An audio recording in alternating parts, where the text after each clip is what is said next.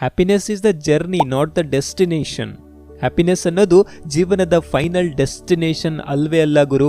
ನನ್ನ ಕೊನೆಯ ಕ್ಷಣಗಳಲ್ಲಿ ನಾನು ಹ್ಯಾಪಿಯಾಗಿರಬೇಕು ಅಂದರೆ ಇವತ್ತು ತುಂಬಾ ಕಷ್ಟಪಡಬೇಕು, ನೋವುಗಳನ್ನು ಅನುಭವಿಸಬೇಕು ಅನ್ನೋದಲ್ಲ ಜೀವನ. ನನ್ನ ಕೊನೆಯ ಕ್ಷಣಗಳವರೆಗೂ ಕೂಡ ಹ್ಯಾಪಿಯಾಗಿರ್ತೀನಿ ಅನ್ನೋದು ಜೀವನ. ಈ ಜೀವನದಲ್ಲಿ ಯಾವತ್ತಿಗೂ ಸಂತೋಷದ ಹಿಂದೆ ಓಡಬೇಡಿ, ಸಂತೋಷದ ಜೊತೆಗೆ ಓಡಿ, ಸಂತೋಷ ನಿಮ್ಮ ಜೊತೆ ಓಡುವಾಗ ಮಾಡಿ. ಯಾಕಂದರೆ ಖುಷಿಯಾಗಿರಬೇಕು ನಾನು ಅಂತ ಅದರ ಹಿಂದೆ ಓಡ್ತಾನೆ ಇದ್ದರೆ ಅದು ಮತ್ತಷ್ಟು ನಿಮ್ಮಿಂದ ದೂರ ಓಡಿ ಹೋಗುತ್ತೆ. ಪ್ರತಿ ಕ್ಷಣ ಪ್ರತಿ ನಿಮಿಷ ಖುಷಿ ಅನ್ನೋದು ನಿಮ್ಮ ಜೊತೆ ಇರಲೇಬೇಕು ಗುರು.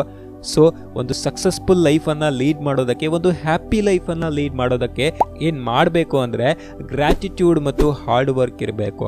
ಪ್ರತಿ ಕ್ಷಣ ನಿಮ್ಮ ಉಸಿರಿನಲ್ಲಿ ಗ್ರ್ಯಾಟಿಟ್ಯೂಡ್ ಅನ್ನೋ ಮನೋಭಾವ ಇರಲೇಬೇಕಾಗತ್ತೆ. ಎಷ್ಟು ನಿಮ್ಮ ಕೈಯಲ್ಲಿದೆ, ಎಷ್ಟು ನಿಮ್ಮ ತಟ್ಟೆಯಲ್ಲಿದೆ, ಎಲ್ಲದಕ್ಕೂ ಥ್ಯಾಂಕ್ಫುಲ್ ಆಗಿರಬೇಕು.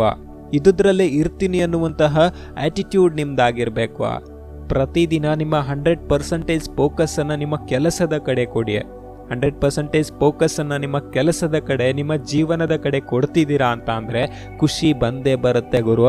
ನೀವು ರಾತ್ರಿ ಮಲಗುವಾಗ ನನಗೆ ಸಂತೋಷದ ದಿನಗಳು ಬಂದೇ ಬರ್ತವೆ ಅನ್ನುವಂತಹ ಗಿಲ್ಟ್ನ ಬದಲಾಗಿ ಅಪ್ಪ ಇವತ್ತು ನನ್ನ ಕೆಲಸನ 100% ಮುಗಿಸಿದೆ ನನ್ನ ಹಾರ್ಡ್ ವರ್ಕಿಂದ ಅನ್ನುವಂತಹ ಖುಷಿ ಇರಬೇಕು. So happiness is the journey, not the destination ಅಲ್ವಾ. ಇಲ್ಲಿ ನಾನು ಸ್ಯಾಡ್ ಆಗಿದ್ದೀನಿ, ಖುಷಿಯಾಗಿಲ್ಲ ಅಂತ ತೋರಿಸ್ಕೊಳ್ಳೋರೇ ಜಾಸ್ತಿ ರೀ.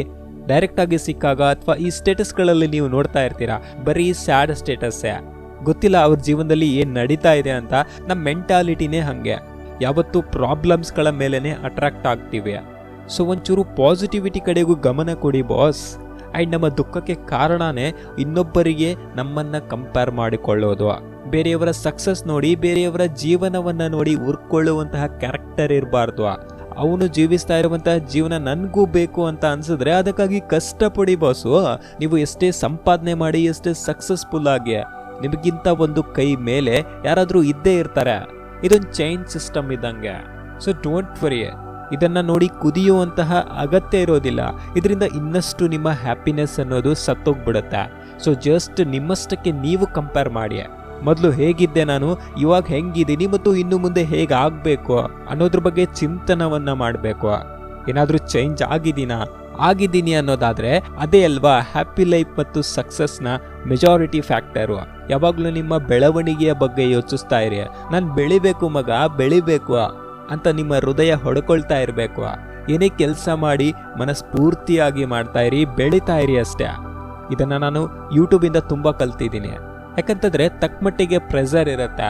ಇವತ್ತು ವಿಡಿಯೋ ಹಾಕಬೇಕು, ಫೋಟೋಸ್ ಹಾಕಬೇಕು, ಸ್ಕ್ರಿಪ್ಟ್ ಬರೀಬೇಕು, ವಿಡಿಯೋ ಎಡಿಟ್ ಮಾಡಬೇಕು ಅಂತ ಇವತ್ತೇನು ಕಷ್ಟಪಡ್ತಿದ್ದೀನಿ ಅದು ಮುಂದೆ ಒಂದಿನ ನನಗೆ ಮತ್ತು ನಿಮ್ಮೆಲ್ಲರಿಗೂ ಯೂಸ್ ಆಗೇ ಆಗುತ್ತೆ ಅನ್ನೋ ಉದ್ದೇಶ ಅಷ್ಟೇ. ಎಷ್ಟು ದೊಡ್ಡ ಏಮ್ ಇಟ್ಕೊಳ್ತೀವಿ ಅಷ್ಟು ದೊಡ್ಡ ಬೆಳವಣಿಗೆ ನಮ್ಮದಾಗುತ್ತೆ ರೀ, ಅಷ್ಟು ಖುಷಿ ನಮ್ಮದಾಗತ್ತೆ. ಆ್ಯಂಡ್ ಯಾವತ್ತಿಗೂ ಕೂಡ ಗರ್ವ ಅನ್ನೋದು ಬರದೇ ಇರಲಿ. ನಿಮ್ಮ ಮನಸ್ಸಿನಲ್ಲಿ ಅಹಂಕಾರ ಬಂದು ಬಿಟ್ರೆ ನಿಮ್ಮ ಖುಷಿ ಹೊರಟು ಹೋಗಿ ಬಿಡುತ್ತೆ.